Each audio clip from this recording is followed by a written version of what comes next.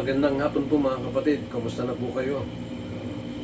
We just entered a new month again, this month of July. And again, we praise the Lord dahil we reached this 7th month ng taong ito. Bilis ng panahon and alam natin ano po. So it's more than 4 months now na medyo we're going through this pandemic.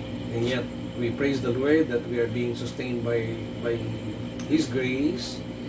Salamat din sa Panginoon sapagkat in spite of our struggles, napakabuti pa rin ng Panginoon. And I know that you're excited and I will not preempt yung isang good news about sa sitwasyon dyan, but I'll allow our elders to inform you and to give the news in regards to your situation there. So, I'm excited para po sa inyo, sa iglesia about a good news na pararating nila dyan. So,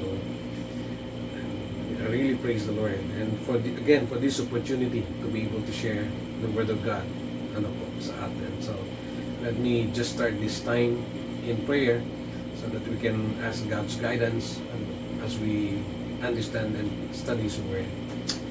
Hallelujah. Father, in the name of the Lord Jesus Christ, we thank you for your goodness. Salamat po, Panginoon, sa kabutihan mo sa amin sa mga nakalipas na araw, linggo at buwan. At ngayon sa pag-uumpisa ng bagong buwan na ito ng July. Thank you for sustaining us, Lord. Salamat sa inyong kabutihan. Salamat sa katapatan mo sa amin. Salamat sa lahat-lahat ng naranasan namin for the past days, months. Salamat po, Panginoon.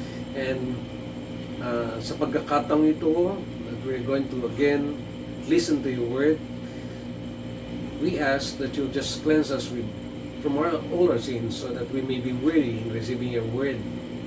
And again, we stand on your promise that if we confess our sins, you are faithful and just to forgive us and to cleanse us from all unrighteousness.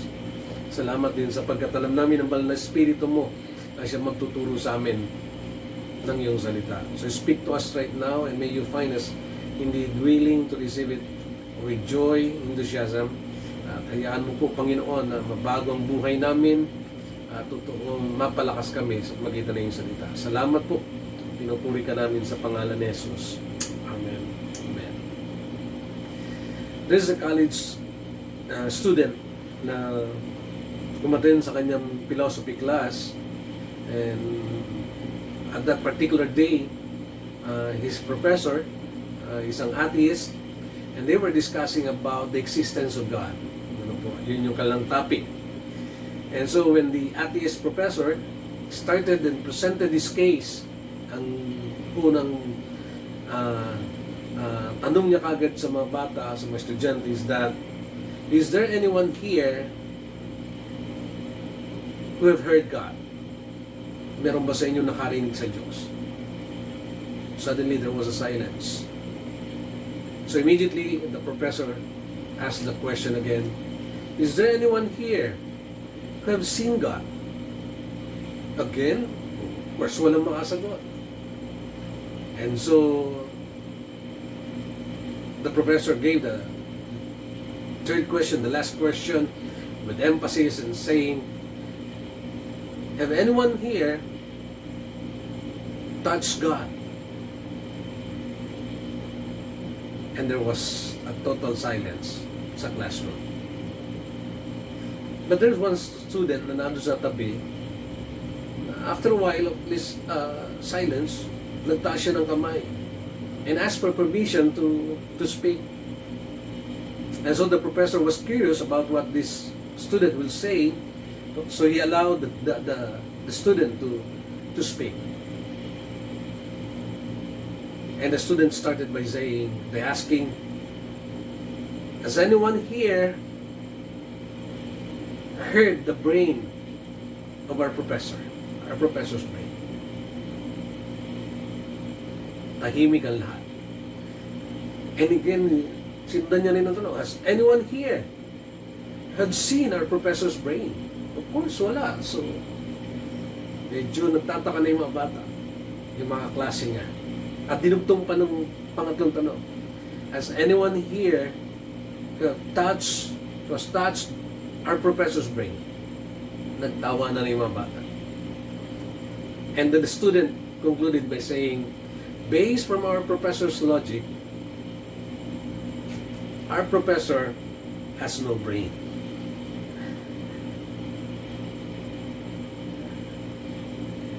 Someone said, a famous author by the name of Max Board, I'd be happier if we had scientists with less brains and more wisdom. I'd be happier if we had scientists with less brains and more wisdom. This month, our theme is living with God's wisdom. Living with God's wisdom. And we need this very badly at this time. Ano po? And let me share to you about the conditions or requisites of how we can live wisely. That's why I entitled God's message this afternoon as Living Wisely in an Unwise Generation. Living wisely in an unwise generation. And our text is found in Ephesians chapter 5 verses 15 to 20. Okay? Ephesians 5 verses 15 to 20, it says, let me start by reading, be very careful then how you live, not as unwise, but as wise, making the most of every opportunity because the days are evil. Therefore, do not be foolish, but understand what the Lord's will is. Do not get drunk on wine, which leads to debauchery. Instead, be filled with the Spirit. Speak to one another with psalms, hymns, spiritual songs. Sing and make music in your heart to the Lord. Always giving thanks to God the Father for everything in the name of our Lord Jesus Christ. Now, the word wisdom came from the Hebrew word chokmah, which specifically referring to something about skill, okay, or ability. So if a person is skillful, he is called to be wise, is known to be wise. In the Greek, it's Sophia, where we have taken the word, where we took the word philosophia or philosophy. Sophia means wisdom, and philo, which means love. So that's love of wisdom when we're taking philosophy. Unfortunately, mukhang hindi masyado tungkol sa wisdom talaga yun. So, these are actually the root words for our term and our topic tonight, which has something to do about wisdom. Now, wisdom is often confused with knowledge. Alam natin yan. Madalas nagkakamali tayo dyan, ang perception ng tao. But there's a huge difference. Malaki pong pinagkaiba. Because knowledge involves the accumulation of facts, while wisdom is the ability to apply knowledge. Kaya nga sa Tagalog, although medyo may more on syntax lang, ang karunungan is more on referring to katalinuhan, samantalang wisdom is more on karunungan. It doesn't necessarily mean na matalino ka ay marunong ka. Ano po? So, there's a difference between wisdom and knowledge. In fact, somebody said, wisdom is knowledge using its head. Wisdom is knowledge using its head. Knowledge is actually knowing. Let me give you an example. Okay? As far as you know, what is tomato? Is it a fruit or a vegetable?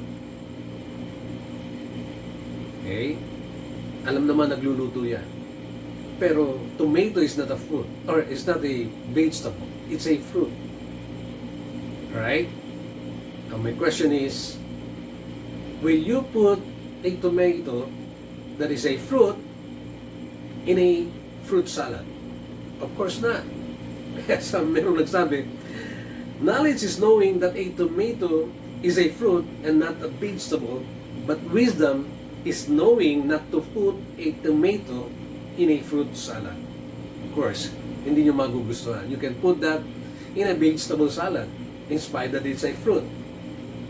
So how can we be wise in a world that is becoming unwise? Sa panahon ngayon, paano ka magiging marunong sa panahon na ang mundo ay nawawala na yung karunungan? So let me share to you 4 things, and let us use the acronym WISE for our outline this afternoon. First, living wisely demands that we are watchful of time. Okay? Living wisely demands that we are watchful of time. Ba't ko nasabi yan? Now, the Apostle Paul, alam natin, many times, I shared to you about the book of Ephesians. It's a wonderful book about our status, our position in the Lord. And now, at the half of the book is now telling us how we should live. On this part, he's telling us how should we live wisely. Ano po? The first thing is to be watchful of our time. Sabi niya in verse 15 that we've started to read kanina, be very careful then how you live. Mag-ingat kayo kung paano mamuhay. Of course, a wise person is really careful and reflects on how he lives. Why? Because your life will show whether you're wise or unwise. Kaya sabi niya, not as unwise, but as wise. Okay? It will be shown by how we live. But particularly, dinugtong niya, on this verse, in verse 16, making the most of every opportunity because the days are evil. Now, he is particular in about how we should live our lives. And that is, we have to make the most of every opportunity. Meaning, we have to be watchful of our time. Be maximizing our time. Utilizing our time properly or being good stewards of that. Mahalaga po yan because people who are wise are really watchful of their time. Bakit? Sabi po ni Benjamin Franklin, do not squander time, for it is the stuff life is made of. Sapagkat ang oras ang bumubuo ng buhay. Para maunawaan natin, meron nagsabi mga kapatid, for you to understand the value of time, halimbawa, for you to appreciate, realize the value of a year, as a student who failed a grade. Para maunahan mo daw yung halaga na isang taon sa buhay ng tao, tanungin mo ang importansya nito sa isang bata nag-aaral na bumagsak na naman sa kanyang taon ng pag-aaral. They know because he is going to repeat the same year and the same year. Sayang na naman. If you want to realize the value of a month, maunuan mo halaga ng isang buwan, yung panahon ng buwan. As a mother who gave birth to a premature baby. Sapagkat, alam natin, mothers who are pregnant are wishing and desiring that the baby to be born has enough months na nabuo siya na sa ganon, he or she will come out healthily. If you want to realize the value of an hour, as the businessman whose flight was delayed an hour and he missed an important business deal. Of course, yung mga taong lumilipad na delay yung flight mo tapos may napakalagang business deal, napaka-importante ng oras na yan, walang katulad dyan. If you want to realize the value of a minute, as the man who had a heart attack, na nire-revive siya and he was saved by a CPR. Because that happens in a minute. And if not, naagapan, it would mean life. If you want to understand the value of a second, as the person who barely missed a head-on with an oncoming car. Ibig sabihin yung aksidente. Nangyayari yan split seconds, mga second or split second. Kaya nga, mahalaga yan. If you want to know the value of a millisecond, as a runner who lost an Olympic medal to a competitor because they have a neck-to-neck race. Again, we can only understand the importance of time if we are in those situations, that we lose those moments. Kaya nga, doon lang natin naunawaan na mahalaga ang oras o panahon sa buhay. Sabi ni Alan Lacan, time is equal to life. Waste your time, waste your life. Master your time, master your life. And David, again, very famous with his words, Lord, kaya sabi niya, teach us to number our days aright that we may gain a heart of wisdom. Turuan mo kami, Panginoon, na pahalagahan yung aming panahon, ng aming buhay na sa ganay maging marunong kami. Mga magulang kapatid, if we want to live wisely, we have to start in the way we use our time. We have to be watchful of our time. This time, maybe sa pandemic na to, maraming nagkaroon ng maraming panahon. How are we using our time? Wise people are watchful of time. Secondly, living wisely demands that we are informed about God's will. We are informed about God's will. Dinugtong ni Paul in Ephesians 5:17, therefore do not be foolish, but understand what the Lord's will is. Huwag kang maging mangmang. Kabaliktaran na maging matalino ka. Sa paanong paraan? Alamin mo ang kalooban ng Diyos. Mahalaga sa panahon natin ngayon yan sapagkat we're living in a world, mga kapatid, we are in a world that is changing, constantly changing. Change is inevitable. Noong una, nag-uumpisa pa lang, when we are riding taxis, suddenly pumasok ang Uber at Grab, natatawagan mo lang, magte-text ka lang, o gagamit ka ng apps nila, pupuntahan ka lang, napakabilis. Ngayon, even the foods that are being delivered in this pandemic, ganun na yung proseso ngayon. Nagbabagong panahon. Isa nga sa pinagbago na sa panahon, one time nung pumasok ako ng mga inasal, nagulat ako sapagkat meron yata exam sa mga inasal ngayon. Kapag pumasok ka, napansin nyo ba? Okay? Yung mga pumapasok para silang nag-i-exam. Because of social distancing. Malaki ng Our time and this world is constantly changing. Kung merong isang constant na nangyayari sa mundo ito, lagi siyang nagbabago. And people who are aware of that are able to maximize yung kanilang panahon at kung paano mag-adjust sa sitwasyong ito. Are you aware kung bakit yung isang noontime show sa atin dito sa Pilipinas, wala iba ko ini, Eat Bulaga, is now the longest noontime show in Philippine television with more than 40 years. I think 41 years of existence. You know the reason why kung bakit sila nag-thrive? Samantalang nung una, panay kalokohan lang yan, minsan ayaw na rin papanoorin sa kung ano man. Pero ngayon, they were thriving. Anong dahilan? If you're going to watch yung alam mga segments at yung alam mga pamaraan, simple lang yung mga pamaraan, sabi na iba, simple, kasi pastor, masa sila. Yes, maybe, dahil doon, isang bagay yun. Pero hindi, it's more than that, about pagiging masa. You know, the secret, it is being relevant sa panahon. Try to understand and watch their time, how they evolve in this time na nasa panahon natin ngayon. From the previous ones, they are able to adjust and adapt sa mga sitwasyon ng panahon and becoming relevant so that people will continue na tangkilikin sila and watch them. That's their secret, mga kapatid.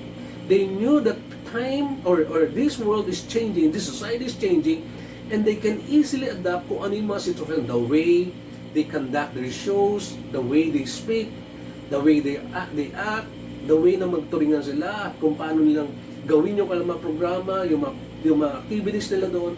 It's very relevant and understanding sa mga tao, lalo sa mga masa na katulad ng sinasabi ng iba. It's true.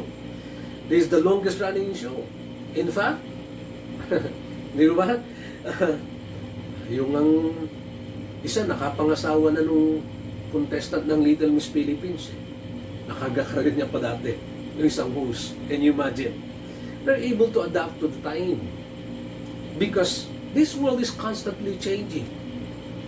Kaya nga dapat alamin natin kung paano tayong mag-adapt in such a way na may ingatan tayo at di tayo may iwan. And we are struggling on this. Mahirap yan. At marami nagsasabi kapag hindi sila maka-adapt sa pagbabago ng time. Again, look at the teachers who were struggling because they're not knowledgeable about computers. It took time for them to be able to adjust. Marami pa rin sa kanila nahihirapan. Ang problema ngayon, now, the teaching will be done online. It is really toiling para sa kanila.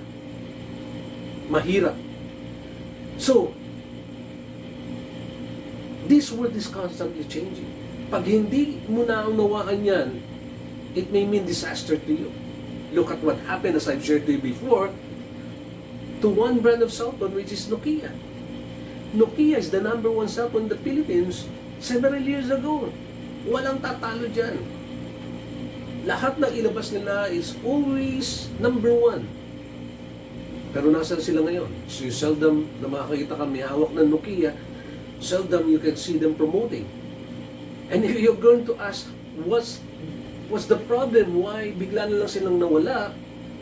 In fact, from the words ng kanilang CEO, ang sabi, wala naman talaga kaming ginawa na bago. We just continued on. Yun ang naging problema nila. Hindi sila nag-adapt sa panahon. They did not went on, nagpatuloy, na gawin yung mga pagbabago na dapat nilang i-adjust sa buhay nila, sa mga technology nila. From their very own words, nagkamali sila sapagkat hindi sila nag-take ng risk na sumabay sa pagbabago. What happened? Again, they lost the position of being number one.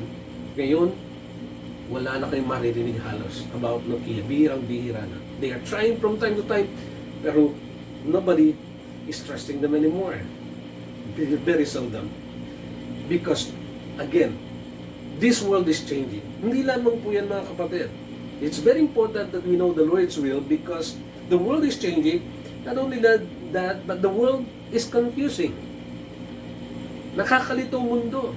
Di ba? Before, sinasabi, bawal kumain ng taba ng baboy. Suddenly, dumating yung tinatawag na keto diet. Ang pinopromote, kumain ng taba ng baboy, ng chicharon. Dati, bawal kumain ng itlog. Suddenly, sinabi nila, okay, kumain ng itlog, healthy yan. Huwag lang sobra. Hindi mo na alam ngayon kung ano ba talaga yung tama. Marami ng confusing na declaration ngayon. Even yung ating mga officials, kahit ng official ng WHO, minsan naglabas ng declaration ganito, suddenly babawiin nila. Yung ating mismong health officers dito, sabi, we are now in the second wave. Nagtakatuloy lahat. Tapos na ba yung first wave? People are confused. We are in a time that people are confused, and it's confusing really. Let me share to you one classic example. Today, merong tinatawag na Generation Z. The Generation Z is actually, sino yan? Sino yung generation na yan? Okay? We have these boomers, we have the Gen X generation, the millennials, and the next is the Gen Z. Generation Z. Sino yung Generation Z na yan? Kompleto niya ito, X. Wala yata yung Y. Sino yung Generation Z? Sila yung mga pinanganak from 1999 to 2015. The post-millennialist. Post-millennials. Ano po? Sila yung mga generasyon na yun. Okay? Malalaman yung characters niya as you Google. Now, si George Barna had a research. According to sa kanyang research about transgenderism. Okay? Nag-research si George Barna at ito kanyang findings. It is acceptable for someone to be born one gender and feel like another. Ang sabi ng Gen Z, Generation Z, ang naniniwala sa kanila na okay lang na pinanganak kang lalaki pero feeling mo babae ka. Almost 70% sa kanila accept that and adhere to that.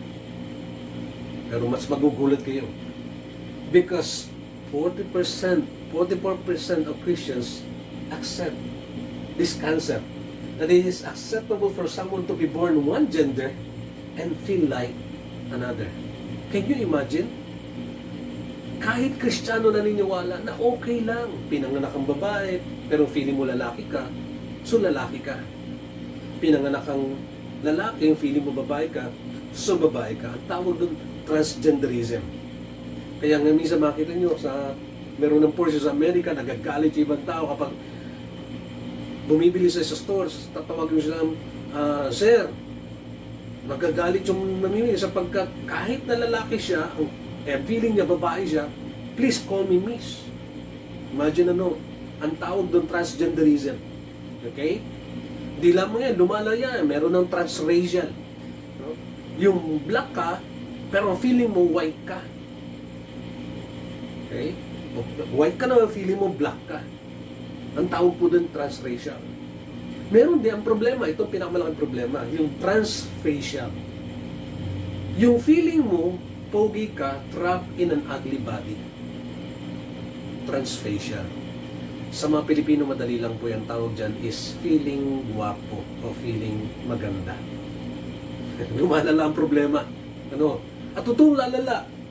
It's really confusing. Because what do you think will happen when everyone will demand what they feel is true? Itong pakiramdam ko, dapat igalang mo. Bumabaligtad na. And people are confused. That's why tama yung sabi ng Bible.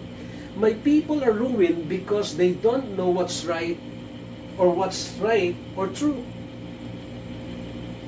Hindi daw alam.